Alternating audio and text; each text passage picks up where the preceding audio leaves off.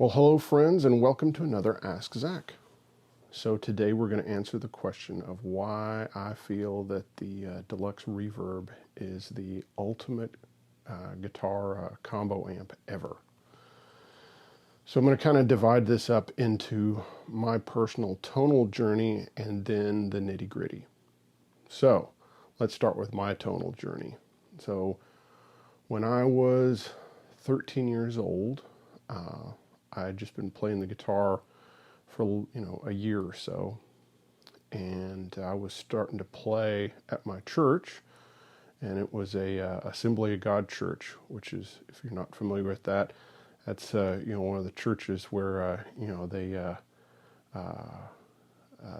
get down, they get excited, and and there was a lot of music.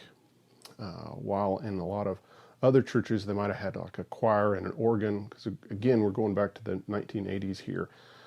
This church had drums and bass and electric guitars and organ and piano and Rhodes and all sorts of stuff, and the music was very lively. Well, I was playing there on Sunday mornings and also in the youth group, and a traveling evangelist came to our church, and he had a motorhome. And they had a son that I found out played bass. So of course I had to go over and meet him. So I met him, and he had this Vantage short scale made in Japan bass that was red. And he pulled it out and was kind of, of course, making noise on it, not plugged in. And then I asked him, well, do you have an amp? And he said, yeah. He said, it's not really a bass amp, but it's, somebody gave it to me. And he pulls out a Black-Face Deluxe Reverb. Well, he plugs into that and he starts slapping and popping and stuff, and it sounded, pretty good for that. But he said, of course, I didn't know any better. He said, this is actually a guitar amp. Do you want to take it home and mess with it? Check it out. And I said, sure. So I took it home, and oh my goodness, I was blown away by the sound of it. Because, one, it was a great sound. Two, I had a Fender Sidekick Reverb 35.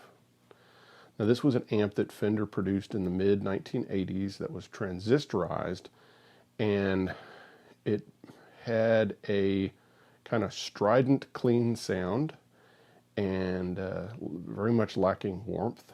And two, it had a volume gain and master, and you could turn the volume and gain up and the master down low to get this really awful distortion sound. Now, of course, this was, I was just learning how to play, and this was what my parents bought me, and I'm grateful to my parents for buying me that. But there was a huge, huge, huge difference in tone between those two, and when I heard that Deluxe Reverb, like, that was the sound I wanted. And I think at the time, my takeaway was any Fender tube amp sounds like this. And I was wrong. So next, of course, my friend, the evangelist's son didn't want to get rid of the amp. So then I started looking for a Fender Deluxe. Well, another person at our church had a brown Deluxe from '61. And he sold it to me for $50. And so I had, again, this is in the mid-1980s, so I had a brown Deluxe, and it sounded great, but it didn't sound like a Black-Face Deluxe Reverb.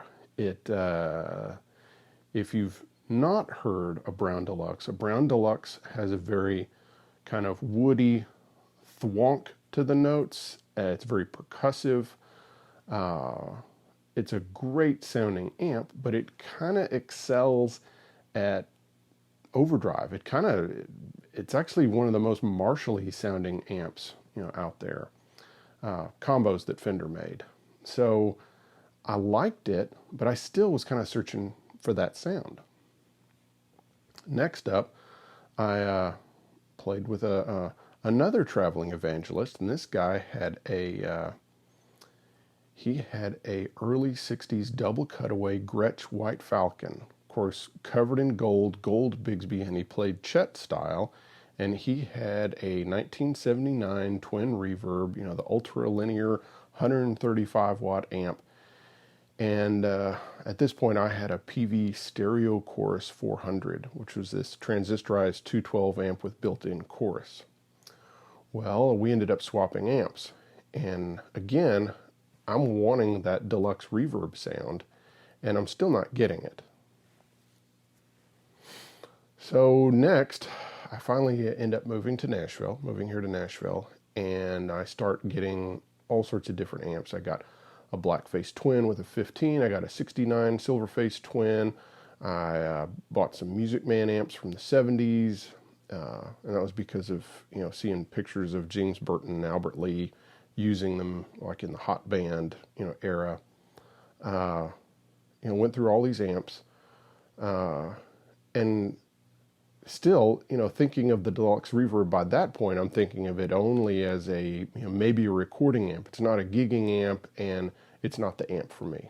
And I just wasn't even giving it the time of day. Then I went through a Vox Phase, and part of this was because of John Jorgensen, and also because of Brad Paisley, because Brad and I were both going to Belmont University. We were classmates. And he had two vintage early 60s JMI AC30s that one of them sounded really nice, one of them didn't. But so I was hearing these Vox sounds, and so I kind of went after the Vox thing, and that kind of kept going, and finally I ended up getting a Dr. Z Maserati, which was an amazing sounding amp. And then I went to work for Brad Paisley, and I played Dr. Z amps, EL84 kind of Voxy type, like the Maserati, the Carmen Ghia, the Extra Strength Prescription, the Stingray. I was playing all those amps for about 8 years exclusively, not playing anything else. So, ironically, Dr. Z called me, and he said, I've got this endorser who is from Phoenix, and he's coming to town to do a artist showcase. And there's no one in Nashville that will rent amps. And I said, well, they don't need to rent. I'll just let them borrow, one of mine. And so it ended up being JD Simo. And so I loaned JD an amp, and I ended up actually playing with him for this showcase. And, we started a friendship that continues to this day, I'm grateful to say. And JD was going for a country, record deal. He was trying to get a record deal, and it didn't happen. And the band, of course, broke up, and he was, of course, needed to pay the bills, and he ended up getting the gig with Don Kelly. Now, if you're not familiar with Don Kelly is like the John Mayall of country Telecaster stuff. So, like John Mayall was to British blues guys, Don Kelly is to like Telecaster dudes. So the guys that have been through his band are like Red Volkart and Brent Mason and Johnny Highland and Guthrie Trapp and on and on. Well, JD took the place of Guthrie Trapp after Guthrie Trapp moved on. And JD had the gig for about a year. And he had asked me to come see him play a couple of times, and I didn't do it. And finally, he asked me again. I felt like I was being a bad friend, and so I went out and saw him play. Now again, you have to remember that when the last time I played with him, he was playing really loud, playing Dr. Z amps, and with a big pedal board, and he was playing a Telecaster with a G-bender. He was kind of in a bit of a Brad Paisley mode. So that's kind of what I expected to see when I went to see the Don Kelly band. And nothing wrong with that, but it was like I'd already worked for Brad Paisley. So I show up at Robert's Western World on Broadway in downtown Nashville, and there's JD, and he has a Telecaster, a coily cord, no pedal board, no effects of any kind, and a Deluxe Reverb, blackface one. And his tone was amazing. He wasn't mic'd up. It was clean. But just had a little bit of hair on it.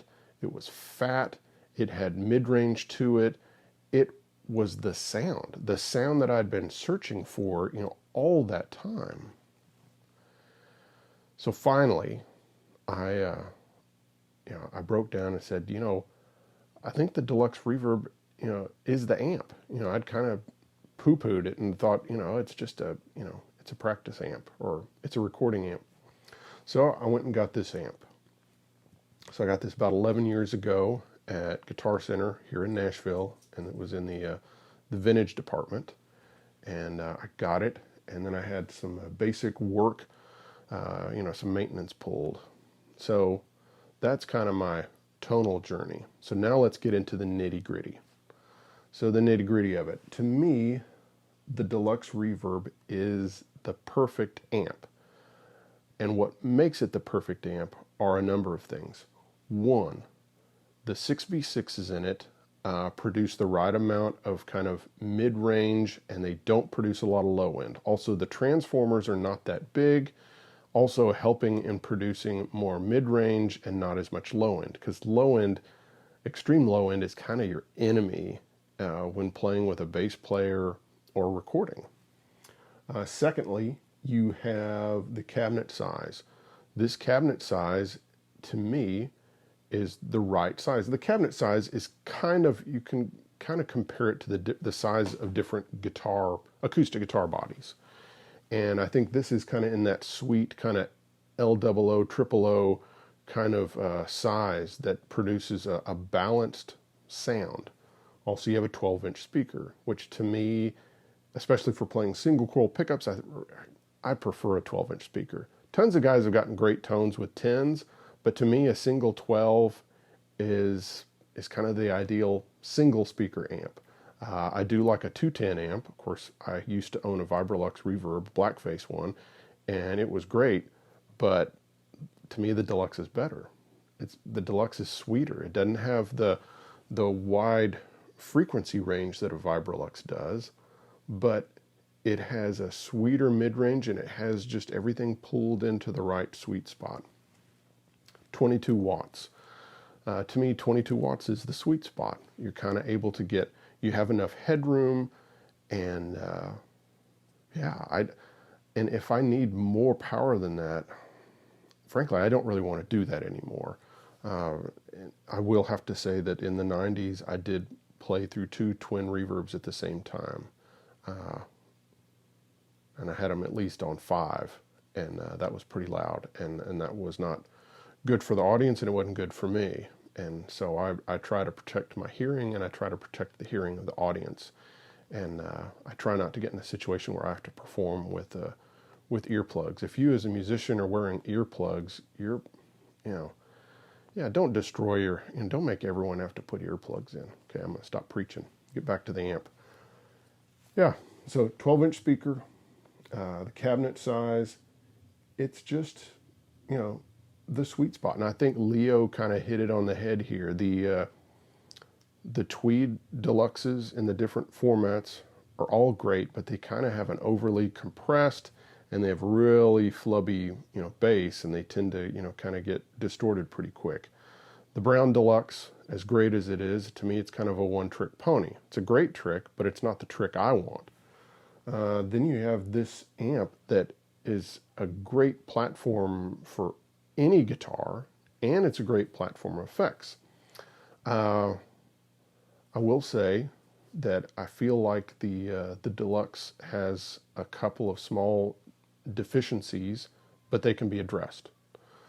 So first off, the stock amp can be bright at low volumes, and that's because they wired in a bright cap on it. On the bigger amps, Vibrolux and up, they got a bright switch, which on that you can just leave the bright switch off to make it more pedal friendly, and also just make it not sound thin at lower volumes. Well, on these guys, you kind of need to clip it or desolder one leg of it, and you can have a tech do that if you're not savvy, and it shouldn't be horribly expensive. So that's one. The second would be that it kind of is a little lacking in mid-range, and blackface amps in general are somewhat lacking in mid-range. Now, the big amps have mid-range controls, which are nice because you can turn those up. Now the Deluxe doesn't have a mid-range knob because it has a fixed mid-range setting internally and it's set low. Now there's a number of ways to address this, to raise the mid-range. One, you can turn your treble and bass controls down really low and turn the amp up higher, which will raise the mid-range. Another way of addressing this is to actually change the resistor in there, and that can bring up the mid-range. Of course, it's non-adjustable. Another way is you can have another knob installed, and a lot of guys, Dave Wilson, the Tone Quest report, is a proponent of this, is using the external speaker jack and removing that and putting in a mid-range knob there. So that's another thing you can do. And then one other, before I tell you what I do, and that's you can simply get a Boss or some other type of EQ pedal, and you can just jack up some mid-range. That's kind of a simple way. Of course, you need to leave it on all the time. What I chose to do, because also with the Telecaster, I feel like the bass needed to be tightened up, and I felt like the high end needed to be kind of smoothed off, is with the speaker change. And so I tried out all sorts of speakers, and all the speakers were great in their own right, but for me, the Vintage 30 by Celestion is the ultimate speaker to put in this amp. That's the speaker that was in J.D. Simo's Deluxe Reverb when I went and saw him and was blown away and kind of came full circle on the Deluxe. And also when I interviewed Reggie Young at his house for the True Tone Lounge, I looked in the back of his Deluxe Reverb amps. Yep, Vintage 30s in both of them. He had a black face and a silver face. Both of them had Vintage 30s. So what the Vintage 30 does is it gives it more mid-range, it tightens up the low end, and then the highs, it kind of smooths them off. So for a single coil guy, again, it's kind of the ultimate. And even for a Les Paul or a 335, I still think it's kind of the ultimate speaker. As far as like tubes and such, I do use new old stock, U.S. made tubes in the preamp section in the important areas like V1 and also in the driver in the areas that are important to tone. If it's not important to tone, I'll use a newer tube. For the 6V6s, I use new tubes because I haven't had good luck with new old stock tubes, because I've had a lot of them that have been said to be new old stock, but they died pretty quick, and I just don't have the faith in new old stock 6V6s anymore. So I'm using new production 6V6s, and my favorite is the Tone Soul that are made by Electro Harmonics in Russia. I think they are kind of true to the original sound. Do they sound as good as an amazing, set of RCA 6V6s? No, but they're, they're close. So that's what I use. In my other Deluxe Reverb, I have a second one. I have a 67 that's also a black face, and in it I have JJs, and that's just because that's what was in the amp when I bought it from my friend Brett Moore. And I've done the same mods to both amps. They both have the bright cap clipped, and they have Vintage 30 speakers. So that's why I love these amps. I've never been disappointed in them. They always produce a pleasing sound, and I love them. I do have two of them, and the reason I have two is that whenever I'm doing a paid gig, if someone's paying me to play, I bring both of them. And the reason I do is in case, one of them goes down. So I will, depending on how far away I'm able to park, from the bandstand, if it's close, I'll just leave the other amp in the car, especially if it's a cramped stage. If it's further away and the stage is bigger, then I'll bring both amps and I'll just have the other one sitting back there. So, if anything happens to this one, I just pull the other one up, move the microphone over, move your 1/4-inch cable over into the other amp, and you just keep on going. I also always bring a spare Telecaster and a spare, not a full pedal board, but I bring a spare overdrive pedal and a delay pedal, and it's an analog delay so that I can put batteries. So they have fresh batteries in both of those, and I check them, you know, every month or two. And I also have a backup one spot with a 2 daisy chain thing, so in case the batteries go out. So I guess I have suspenders and a belt in that sense. So that's what I do. That's why, you know, and, I love these amps. I don't have a problem with taking these, you know, for short, you know, runs, taking it across the U.S. and I just have padded covers that I put on them. I don't have them in road cases, and I enjoy them and use them. So that's my take on the Deluxe Reverb, and yeah, hope you enjoyed it. Hope you learned something. Please comment below on, you know, kind of what your favorite, you know, amp is, and, you know, maybe if you've been on the Deluxe Reverb journey or what have you, and or if you just want to disagree with me. So thank you so much for watching. I hope you have a great week. See ya. Bye-bye.